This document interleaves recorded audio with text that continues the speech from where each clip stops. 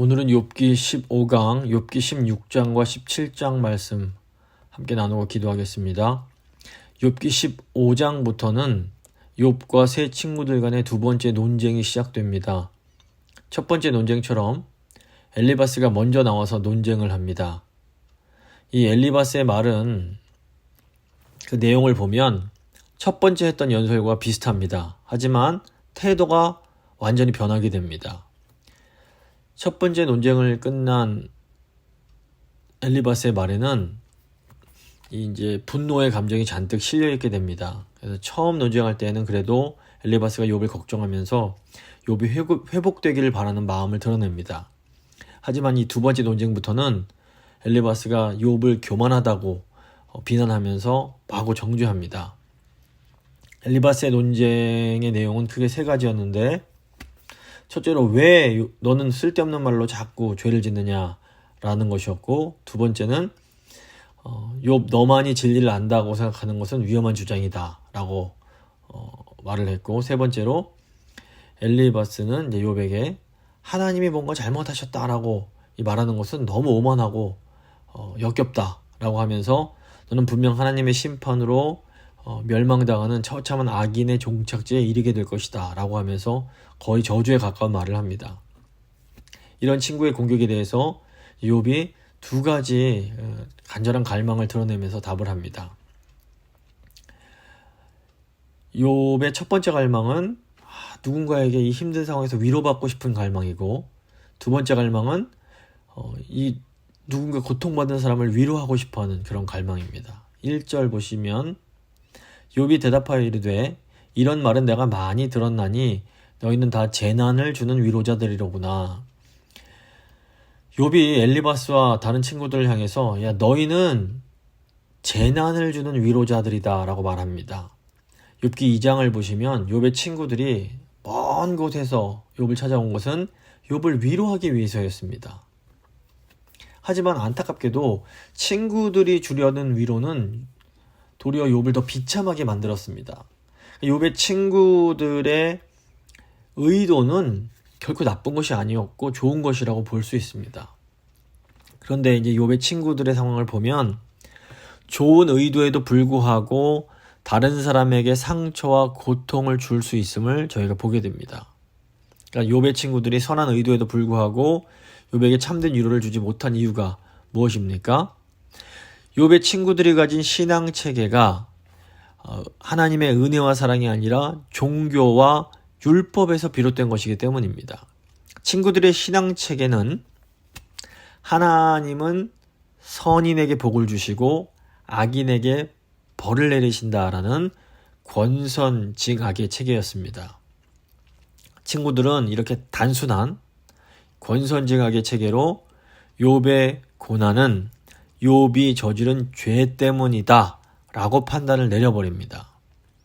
물론 친구들의 신앙체계 자체가 완전히 틀린 것은 아닙니다. 친구들의 이 신앙체계에도 분명히 부분적 진리가 있습니다. 실제로 하나님은 정의로운 분이시기에 악인을 벌하시고 의인에게 상을 주시기 때문입니다. 3절 4절입니다. 욥의 말입니다. 헛된 말이 어찌 끝이 있으랴. 내가 무엇에 자극을 받아 이같이 대답하는가. 나도 너희처럼 말할 수 있나니 가령 너희 마음이 내 마음 자리에 있다 하자. 나도 그럴듯한 말로 너희를 치며 너희를 향하여 머리를 흔들 수 있느니라. 욥은 친구들의 말을 헛된 말이다 라고 합니다. 욥도 친구들의 신앙체계에 일정 부분의 진리가 있음을 모르지 않았습니다. 문제는 이런 권선징악의 신앙체계가 모든 것을 다 설명할 수는 없다라는 겁니다. 권선징악의 신앙체계는 하나님의 공의는 설명할 수 있지만 하나님의 사랑과 은혜는 설명할 수 없습니다. 무엇보다 이런 권선징악의 신앙체계는 고난을 당하고 있는 자들을 위로할 수 없습니다. 이 권선징악의 체계로 누군가를 위로하려고 할수록 그것은 위로가 아니라 도리어 재난을 주게 됩니다. 실제로 큰 질병을 겪고 있거나 어떤 큰 사고를 당한 분에게 가서 야 이게 다 당신이 저지른 죄 때문에 그런 거예요. 회개하세요 라고 말하는 것은 이건 위로를 주는 것이 아니라 고통과 재난을 더해주는 겁니다. 권선징악의 신앙체계를 넘어서는 은혜의 복음만이 고난받는 사람들을 위로할 수 있습니다. 욥이 간절히 갈망했던 것이 바로 이런 위로였습니다. 바울은 로마서 12장에서 즐거워하는 자들과 함께 즐거워하고 우는 자들과 함께 울라라고 가르칩니다. 하나님의 은혜와 사랑을 아는 우리는 누군가 고난을 당하고 있으면 그 사람을 함부로 판단하고 정죄하는 것이 아니라 그냥 그런 모든 판단과 정죄는 하나님께 맡기고 그들과 함께 울어줄 수 있어야 됩니다. 5절과 6절입니다. 그래도 입으로 너희를 강하게 하며 입술의 위로 너희의 근심을 풀었으리라. 내가 말하여도 내 근심이 풀리지 아니하고 잠잠하여도 내 아픔이 줄어들지 않으리라. 욥이 지금 친구들에게 어떤 말을 해도 욥의 고난과 아픔은 줄어들지 않습니다. 이런 욥이 마음으로 위로를 간절히 갈망하는 것은 너무나 당연합니다. 근데 놀라운 것은 뭐냐면 이 고통을 당하고 있는 욥이 또 다른 아픔을 겪고 있는 다른 사람들을 위로하고 싶어 한다는 겁니다. 그러니까 은혜가 없는 어떤 철학이나 종교체계도 우리에게 참된 위로를 줄 수 없습니다. 놀라운 것은 모든 진실된 성도의 마음 가운데에는 고난 중에 누군가로부터 위로를 받고 싶은 그런 간절한 마음뿐 아니라 동시에 고난을 받고 있는 상황 속에서도 또한 누군가를 위로하고 싶은 그런 갈망이 있다라는 겁니다. 이 갈망은 하나님께서 주시는 위로가 무엇인지 알고 이 위로를 경험해 본 사람들이 갖게 되는 것입니다. 요한복음 보시면 예수님께서 십자가에 달려서 고난받으며 돌아가시면서도 육신의 어머니인 마리아를 돌보시는 모습이 나옵니다. 그래서 예수님은 하나님의 위로를 갈망하시지만 동시에 또 어머니를 간절히 위로하고 싶은 그런 마음을 가지고 계셨던 겁니다. 그래서 이 욥처럼 우리가 한편으로는 위로받기를 갈망하면서 동시에 또한 고난당하는 사람들을 위로하고 싶은 그런 마음, 그런 갈망이 있다라는 것은 우리가 예수님을 따르는 제자라는 것을 보여주는 굉장히 강력한 표지라고 할 수 있습니다. 그래서 믿음이 있는 사람은 내가 고난을 받고 있다 하더라도 내 고난 때문에 그냥 널브러져 있는 것이 아니라 내가 힘드니까 아무것도 하기 싫어가 아니라 고난을 당하면서도 또 다른 고난을 당하는 이웃을 향해서 눈을 돌리고 그들을 위해서 무언가를 이제 하게 되는 겁니다. 이제 16장 7절부터 14절 보시면 욥이 하나님의 그런 진노를 느끼는 그런 내용이 나옵니다. 예수님께서 십자가에서 그렇게 큰 고통을 호소하신 것은 단순한 육체적 고통 때문은 아니었습니다.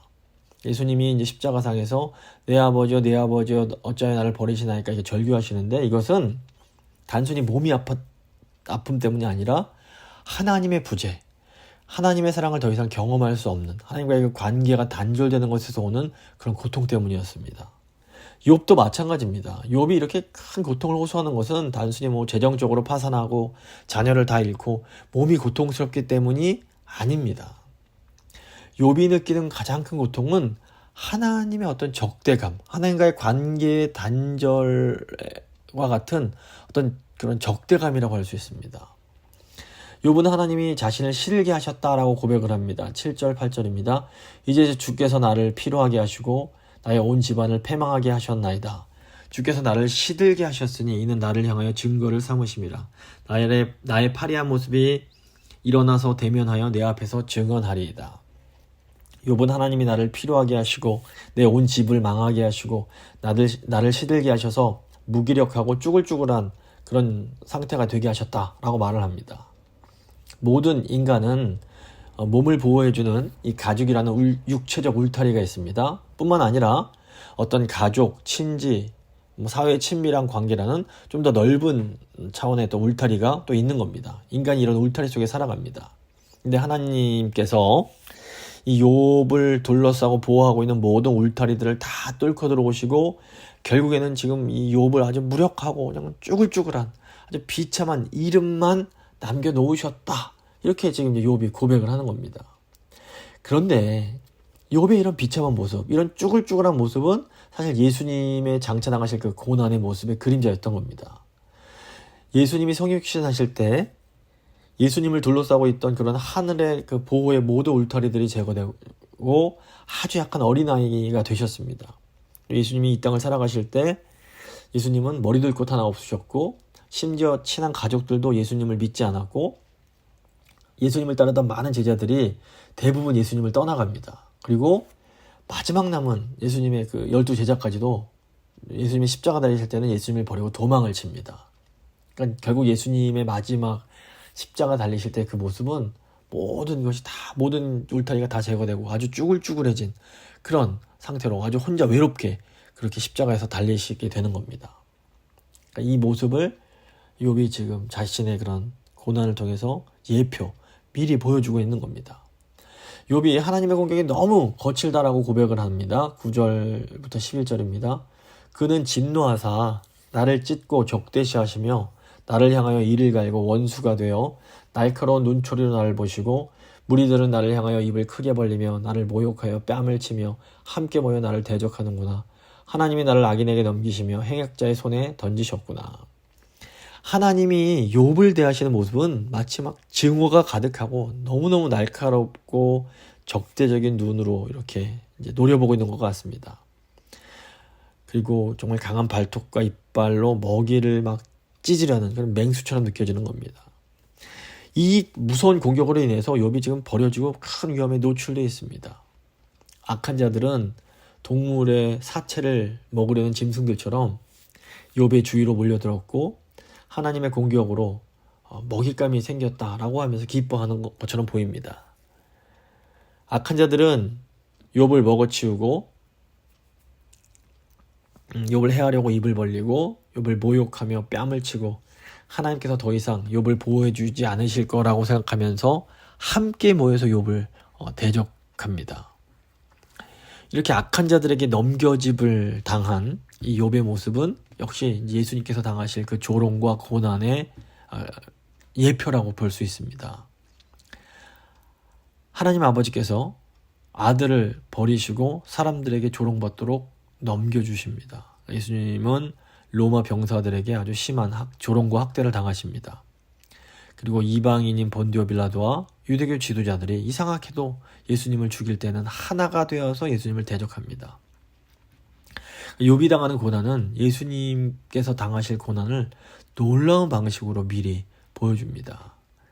12절과 14절 보시면 내가 평안하더니 그가 나를 꺾으시며 내 목을 잡아 나를 부서뜨리시며 나를 세워 관역을 삼으시고 그의 화살들이 사방에서 날아와 사정없이 나를 쏘므로 그는 내 콩팥들을 꿰뚫고 그는 내 쓸개가 땅에 흘러나오게 하시는구나. 그가 나를 치고 다시 치며 용사같이 내게 달려드시니. 욥은 내가 평안하더니 라고 말합니다. 욥의 평안은 하나님의 복을 누리는 그런 고결한 사람의 평안입니다.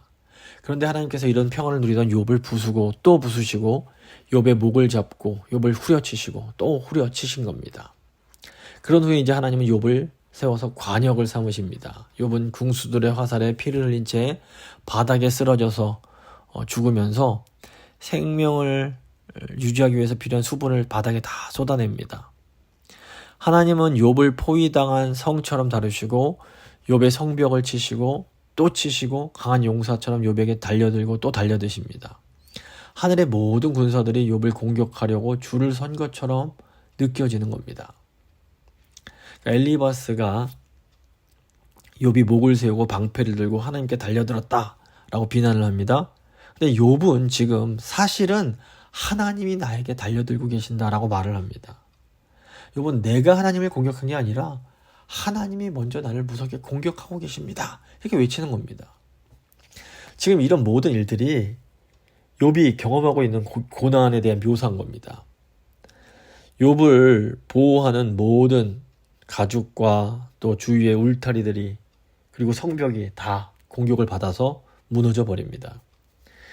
욥은 이제 거의 다 모든 게 빠지고 쭈글쭈글해져서 남아있는 것이 아무것도 없습니다. 하나님으로부터 거칠게 공격받고 사람들에게 조롱을 받는데 너무너무 무섭습니다. 난폭하고 정말로 끊임없는 하나님의 그런 적대감을 욥이 온몸으로 경험을 하는 겁니다. 그런데 우리는 욥기 1장 2장에서 욥이 하나님의 사람이고 하나님이 인정하시는 사람이며 하나님의 종이고 하나님의 특별히 경건하고 의로운 사람이다라고 인정한 사람이라는 것을 알고 있습니다. 근데 예수님은 이 욥보다도 사실 더 큰 고통을 경험하십니다. 예수님은 하나님의 사랑을 받는 아들이셨고 하나님께서 마음으로 크게 기뻐하시는 그런 아들이셨습니다. 하지만 예수님은 하나님께 버림을 받으십니다. 이 하나님께 버림받는다는 느낌, 하나님의 그런 적대감을 느끼는 그런 느낌은 구원받은 그리스도인들도 또 경험하는 것이기도 합니다. 그래서 하나님의 사랑하심도 저희가 분명히 경험하지만 이것도 생생한 정말 저희가 경험하는 실제지만 동시에 우리가 이 땅을 살아가다 보면 마치 하나님께 버림받은 것처럼 느껴지는 그런 하나님의 적대감도 느낄 수밖에 없는 겁니다. 이런 이 두 가지 이런 상황 속에서 저희가 이 세상을 살아가게 됩니다. 15절과 17절을 보시면 욥은 하나님의 이 무서운 진노를 경험하는 중에도 자신의 그 양심이 깨끗하다라고 고백을 합니다. 15절, 16절 내가 굵은 배를 꿰매어 내 피부에 덮고 내 뿔을 티끌에 더럽혔구나. 내 얼굴은 울음으로 붉었고 내 눈꺼풀에는 죽음이 그늘이 있구나. 욥은 피부가 너무 심하게 상해서 구멍이 뚫려 버립니다. 그래서 굵은 배를 덧대서 꿰매어야만 할 정도가 되어버렸습니다. 싸움에서 진 황소나 코뿔소가 뿔을 축 내리는 것처럼 욥의 그런 뿔은 티끌에 완전히 더럽혀지게 됩니다. 욥의 이제 모든 자존심이며 욥의 어떤 그런 외적인 모든 것들은 영광은 완전히 다 이제 사라져 버린 겁니다. 영혼의 거울이라고 볼 수 있는 얼굴은 울음으로 붉어져 버렸고 눈가는 거무죽죽해지고 슬픔에 찌든 얼굴에 죽음의 그림자가 뉘엿뉘엿 보입니다. 하지만 욥은 이 순간에도 자신의 손에는 포악이 없고 자신의 기도는 정결하다라고 고백을 합니다. 17절 보시면 그러나 내 손에는 포악이 없고 나의 기도는 정결하니라. 이것은 욥이 내가 죄가 없는 무죄한 사람이다 이런 의미가 아닙니다. 도리어 욥은 이 욥의 고백은 욥이 하나님께 드린 제사를 통해서 자신의 죄가 용서받았음을 확신하는 것에서 오는 겁니다. 그러니까 욥이 하나님께 제사 드림으로 하나님께 자기 죄를 용서하셨다는 것을 이거에 대한 확신이 너무너무 강력한 겁니다. 우리도 마찬가지입니다. 우리가 죄가 없다는 것이 결코 아닙니다. 하지만 예수님의 보혈로 우리의 죄가 깨끗하게 씻기워졌습니다. 그러니까 이 하나님께서 예수님의 보혈로 내 죄를 씻어주셨다라는 것에 대한 이 죄 용서에 대한 확신, 이 믿음이 너무너무 중요합니다. 그래서 저희가 사도신경에서도 죄 용서받는 것을 믿음으로 고백합니다. 그러니까 저희가 고난을 받는 중에도 이 죄 용서에 대한 믿음은 절대로 잊어서는 안 됩니다. 우리에게 고난이 있고 어려움이 찾아올 때에 아이고 내가 이 죄 때문에 내가 이 고난 받는 거구나 생각하기가 쉽습니다. 하지만 우리가 예수님을 구주로 고백하며 믿을 때 예수님의 보혈로 우리의 모든 죄가 씻겨졌음을 이걸 기억해야 됩니다. 물론 우리 아버지 하나님께서 우리가 잘못하고 옛 모습, 그 옛 죄악 가운데 이렇게 거할 때에 우리를 더 거룩하게 하시려고 징계를 하실 수는 있습니다. 하지만 이 징계는 죄에 대한 대가, 죄에 대한 결과로서 내려지는 직접적인 징벌과는 전혀 다릅니다. 그러니까 죄를 지은 죄수가 법에 따라 형벌을 받는 것과 어떤 잘못을 저지른 아들이 아버지께 징계를 받는 것은 이게 차원이 완전히 다른 겁니다. 그러니까 우리의 고난은 사랑하는 아버지가 주시는 징계일 수는 있지만 우리의 죄에 대한 징벌이 될 수는 없다는 것을 기억해야 됩니다. 나아가 지금 욥이 당하고 있는 고난은 하나님 아버지의 징계와도 조금 다른 면이 있습니다. 그러니까 욥이 뭘 잘못해서 욥을 더 거룩하게 하시려고 이 아버지께서 막 징계하시는 것과는 이게 좀 다른 거라는 겁니다. 욥의 고난은 어떤 신비한 섭리 가운데 주어진 그런 고난으로 장차 예수님께서 받으실 고난을 예표하는 것이었습니다. 그래서 지금 욥의 양심이 하나님 앞에서 깨끗하다라고 말하는 것이 너무너무 중요한 겁니다.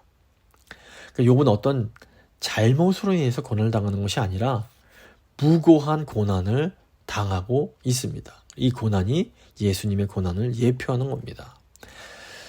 이제 16장 18절에서 21절 보시면 욥의 마음 가운데 어떤 중요한 변화가 일어납니다. 18절 땅아 내 피를 가리지 말라. 나의 부르짖음이 쉴 자리를 잡지 못하게 하라. 이 외침은 창세기 4장에서 아벨이 죽임을 당했던 그런 상황과 관련이 있어 보입니다. 가인이 아벨을 죽였을 때 하나님께서 가인에게 가인아 내가 무엇을 하였느냐 네 아우의 핏소리가 땅에서부터 내게 호소한다 라고 말씀하십니다. 그러니까 무죄한 믿음의 사람 아벨이 이제 죽지만 아벨의 피는 아벨이 의롭다고 부르짖습니다. 아벨이 이제 죽어서 수올로 내려가지만 아벨의 부르짖음은 수올에서 쉴 자리를 잡지 못했던 겁니다. 성경을 보시면 무고하게 흘려진 피는 하나님께 부르짖으면서 정의를 호소하게 됩니다. 에스겔 24장 보시면 포악한 행동으로 예루살렘에 뿌려진 피가 맨 바위 위에서 덮여지지 않은 채로 있는다라는 내용이 나옵니다. 또 이사야 26장에서도 이사야 선지자가 땅이 그 위에 잦았던 피를 드러내고 그 살해당한 자를 다시 덮지 않을 날을 고대한다라는 내용이 나옵니다. 또 계시록 6장에서도 미래의 그리스도인 순교자들이 뿌려진 자신의 피 때문에 하나님께 부르짖으면서 정의를 호소합니다. 이런 무고한 피의 부르짖음이 하나님께서 응답하실 때까지 우주에 계속 울려 퍼지는 겁니다. 욥은 자신이 선한 양심에서 외치는 이 부르짖음, 이것이 하나님께서 정의를 실현하실 때까지 우주에 울려 퍼지게 될 거라고 이제 믿고 호소하는 겁니다. 19절 보시면 지금 나의 증인이 하늘에 계시고 나의 중보자가 높은 데 계시니라. 욥은 자신의 옳음을 증거해 줄 중보자를 찾습니다. 하늘과 높은 데서 이 증언을 해 주실 분은 오직 한 분, 하나님밖에 없습니다. 욥의 호소가 굉장히 독특한 것은 무엇인가 하면 지금 하나님의 어떤 그 진노하심, 하나님의 그런 적대감 앞에서 하나님을 상대하면서 또 이 중보자로서 하나님께 호소를 한다는 겁니다. 여기 아주 역설적인 부분이 있는데 우리는 이렇게 욥이 이렇게 간절히 소망하고 고대하는 이 중보자가 성자 예수 그리스도이심을 알고 있습니다.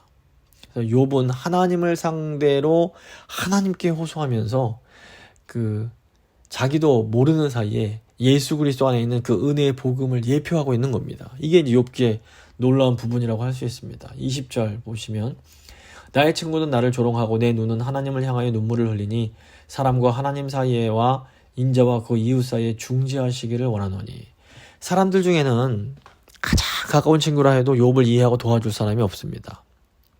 욥의 아내마저도 욥을 이해하지 못합니다. 그래서 욥은 하나님을 향해서 눈물을 흘리면서 하나님과 사람 사이 그리고 사람과 사람 사이의 중보자가 되어주시기를 호소하는 겁니다. 근데 우리에게 고난받을 때에 호소하며 탄원할 수 있는 하늘의 중보자 예수님께서 계십니다. 우리가 고난받을 때에는 우리가 가장 가까운 사람들도 우리를 위로해주지 못하고 우리를 이해해주지 못합니다. 이럴 때 우리에게 예수님께서 계시다는 것은 얼마나 놀라운 은혜요 축복인지 모릅니다. 그래서 우리는 우리의 유일한 중보자가 되시는 예수님께 언제라도 나아가서 우리의 마음을 쏟으며 기도할 수 있습니다. 주님, 저희를 중보해 주십시오. 기도할 수 있는 겁니다.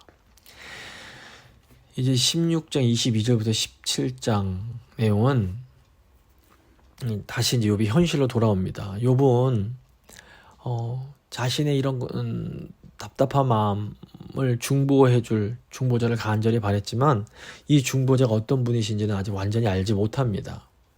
결국 욥이 소망 가운데 그리스도를 바라보지만 욥의 현실 속에서는 엄청난 고난이 여전히 남아있고 이 고난이 욥을 꾹 누르고 있는 겁니다. 22절부터 이제 17장 2절까지 보시면 수년이 지나면 나는 돌아오지 못할 길로 갈 것임이니라. 나의 기운이 쇠하였으며 나의 날이 다하였고 무덤이 나를 위하여 준비되었구나. 나를 조롱하는 자들이 나와 함께 있으므로 내 눈이 그들의 충동함을 항상 보는구나.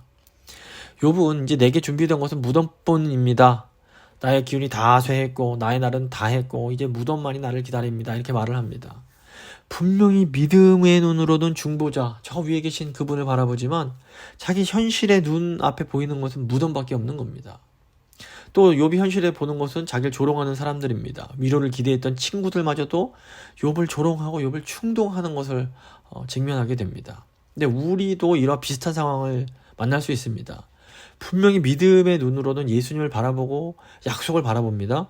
그런데 눈앞의 현실은 마치 그냥 무덤처럼 너무 답답하고 아무 소망이 없어 보입니다. 더욱이 주위에는 내 마음을 힘들게 하고 충동질하는 사람만 보이는 겁니다.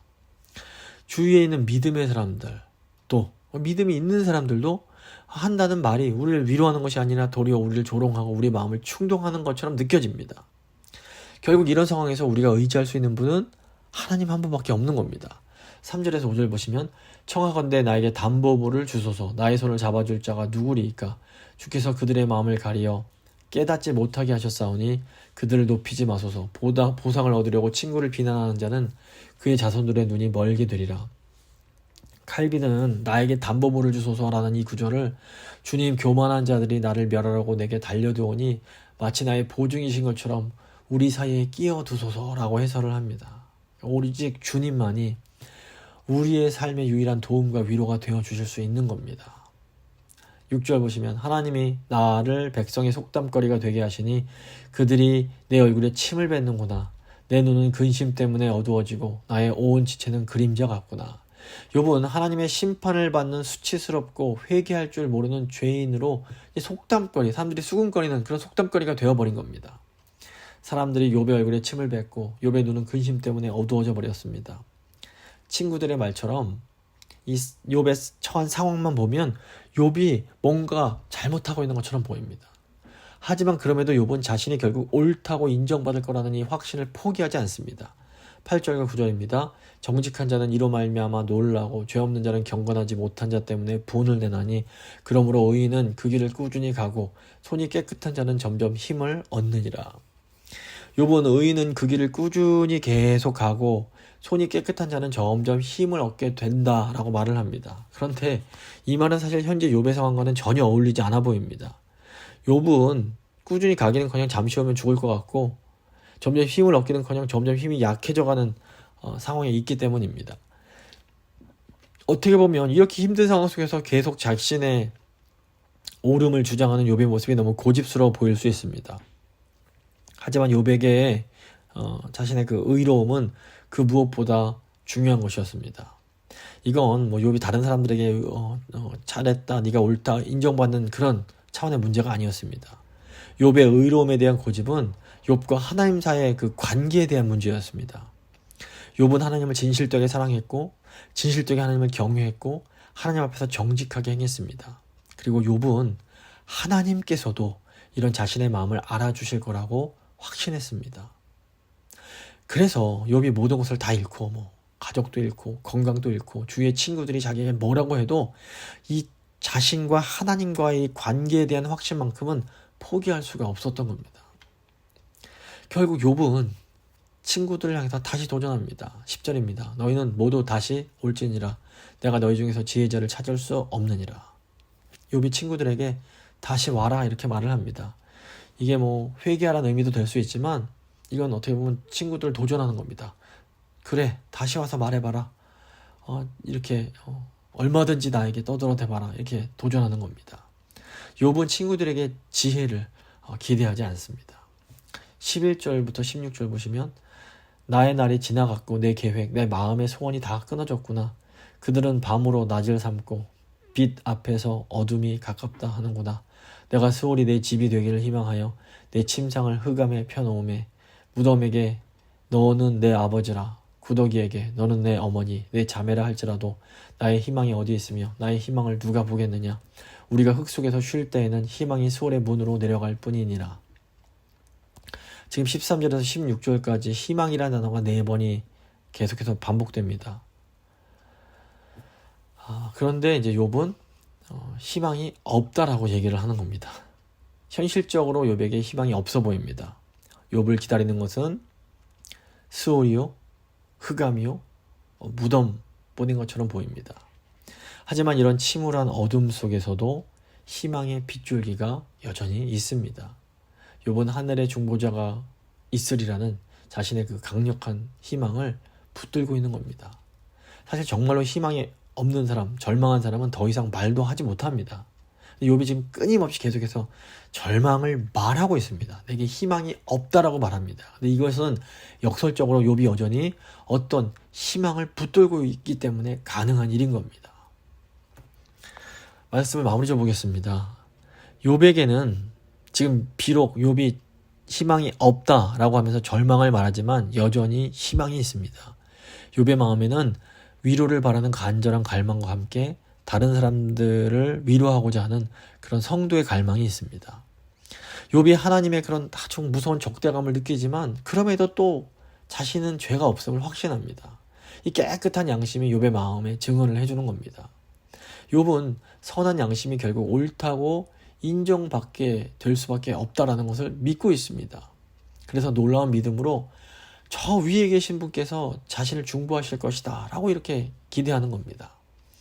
현실을 보면 오직 어두운 죽음 같고 희망이 전혀 없어 보입니다. 하지만 그 욥 깊은 곳에 있는 믿음의 목소리가 하나님께 욥의 생명을 위한 담보물을 달라고 호소하고 있는 겁니다.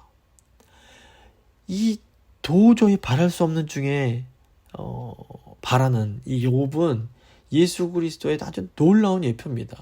예수님도 위로받고 싶은 갈망과 동시에 위로하고자 하시는 그런 갈망이 있으셨습니다.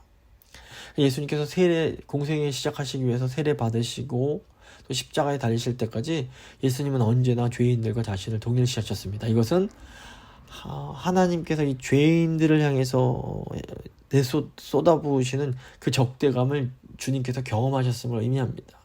그런데 그 순간에도 예수님은 자신의 양심이 깨끗하다는 것을 아셨고 자신의 삶이 하나님 아버지를 기쁘게 하고 있음도 아셨고 예수님의 그 삶과 죽음이 완전한 순종의 표현이란 것도 아셨던 겁니다. 그리고 십자가에서 거룩한 두려움 가운데 이 죽음을 바라보고 계실 때에도 예수님은 동시에 죽음 이후에 그 부활의 그 영광과 그 하나님께서 주실 권세를 얻게 될 거라는 것도 알고 계셨던 겁니다. 이중적인 그런 상태가 있었던 겁니다. 그런데 이것은 예수님을 따르는 우리도 마찬가지입니다. 우리도 고난 가운데 위로를 받기를 간절히 원합니다. 하지만 또 동시에 고난받는 중에도 또 다른 이들을 위로해 주기를 갈망합니다. 하나님의 심판 아래 있는 이 세상 가운데 살아가면서 세상을 향한 하나님의 아주 무서운 진노, 그 적대감을 경험합니다. 동시에 이제 우리는 예수님의 그 보혈로 우리가 죄 씻음을 받았다는 것도 또한 확신을 합니다. 그래서 우리는 우리를 구원해 주실 그 중보자 예수 그리스도를 간절히 소망합니다. 그리고 우리가 죽음에 가까이 갈수록 우리의 소망은 결코 사라지지 않을 것이며 우리가 예수님과 함께 영생에 들어갈 것이라는 것을 우리가 믿고 바라보고 있는 겁니다. 이 욥의 이 상태를 보면서 참 역설적이고 말로 설명하기 힘든 그런 갈등들이 보입니다. 그런데 우리의 삶이, 예수님의 삶이 사실 그러하셨고 또 이 땅에서 예수님 안에서 살아가는 우리의 삶이 그러하다는 것을 우리가 알 필요가 있습니다. 신앙이 어떻게 보면 굉장히 단순해 보입니다. 하지만 또 어떻게 보면 신앙이란 것은 그렇게 단순하지 않습니다. 그래서 저희가 이 시간 기도할 때 주님, 저희가 이 죄야 많은 이 세상 가운데 살아갑니다. 그래서 욥처럼 어떤 이해할 수 없는 많은 고난들을 경험합니다. 하지만 저희가 욥처럼 바랄 수 없는 중에도 중보자 되신 예수 그리스도를 바라보면서 끝까지 주님을 의지하며 살아갈 수 있도록 주여 도와주시옵소서 하는 간절한 마음으로 기도하도록 하겠습니다.